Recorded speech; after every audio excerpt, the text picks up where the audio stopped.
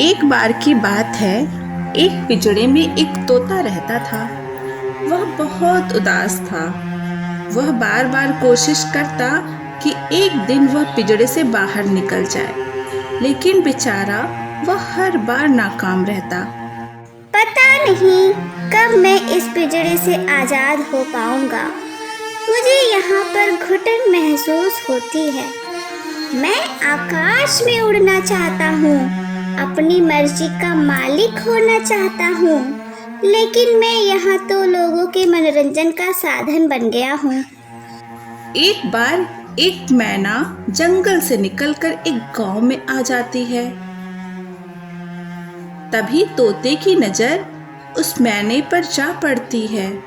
तोता मैना को आवाज लगाता है, क्या तुम मेरी इस पिंजरे से बाहर निकलने में मदद करोगी?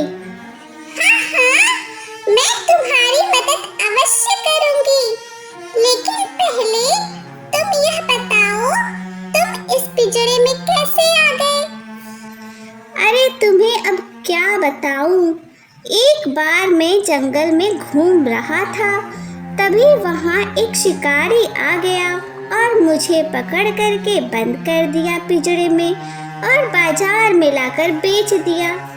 मैं 6 महीने से इस पिंजरे में कैद हूँ। यहाँ से भागने की बार बार कोशिश करता हूँ, पर बार बार असफल ही हो जाता हूँ।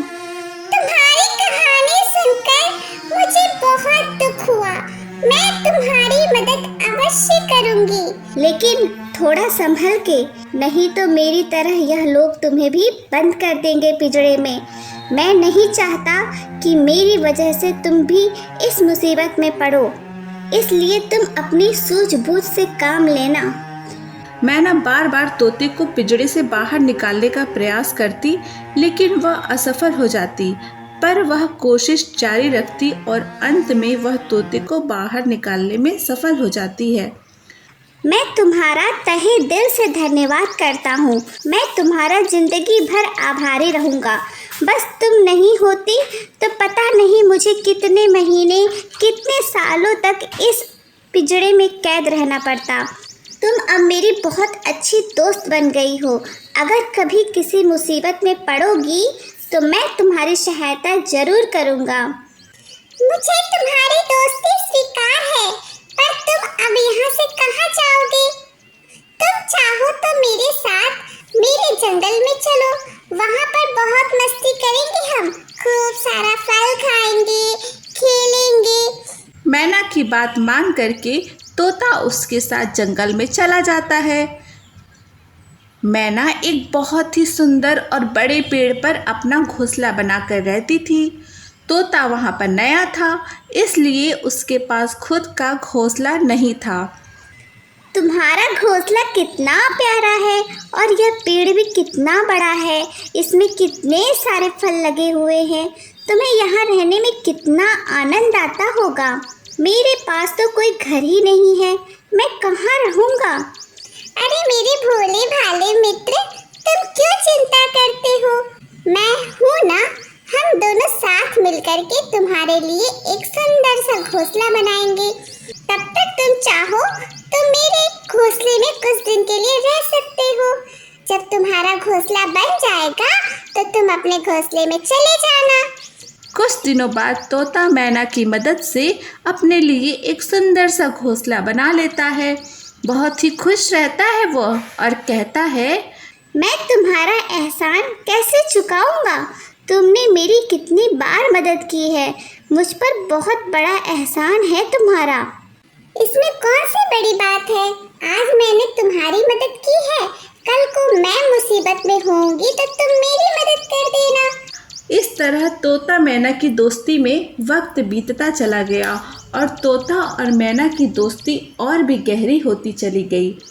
एक बार जंगल में भयानक आग लग जाती है और आग जंगल में चारों तरफ फैलने लगती है।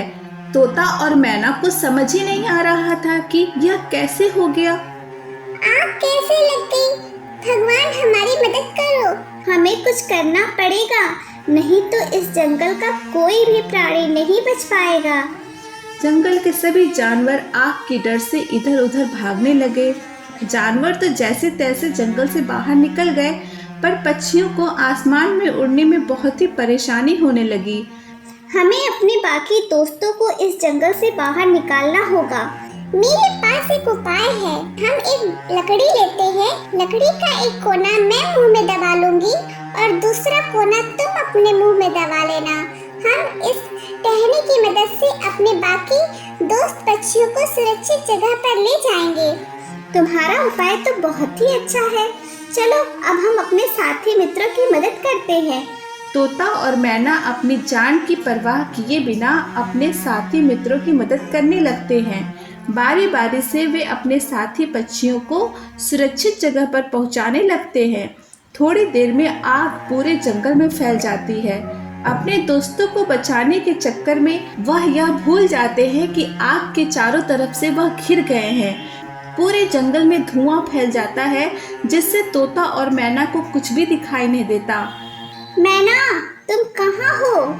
आग तो चारों तरफ फैल गई है और धुएं की वजह से मैं तुम्हें देख नहीं पा रहा हूँ।